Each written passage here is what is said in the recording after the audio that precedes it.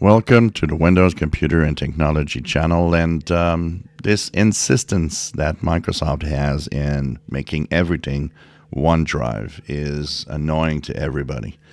And it is annoying to me too, and it will be annoying to a lot of other people using Microsoft 365 services. So already, one of the things that I'm always a little that I hate is that when I work on some Word documents, what happens is that the option to save, especially, for example, if I go to save as in a document, always automatically goes to OneDrive personal. It wants me to always save on OneDrive.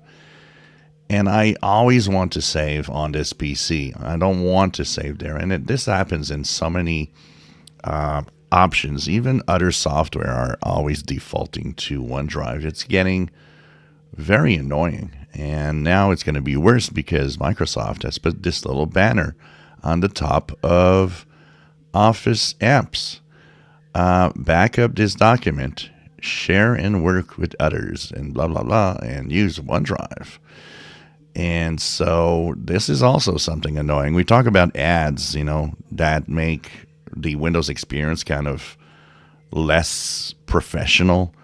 And you also add this to Microsoft Office. I don't know, but there's a time when I think the, kind of annoying people about a service has the opposite effect, where it's like, the more you annoy me with it, the less I want to use that service. And it is getting out of hand. I think Microsoft needs to really wake up.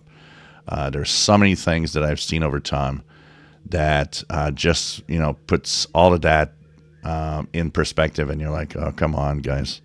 Stop annoying us with this. And, if I want to use OneDrive, I do use OneDrive. I do want to back up. I do my stuff. But I want to do it my way. I don't want to do it with, kind of almost forced on you. Do it. You have to do it. It gets really annoying at some point.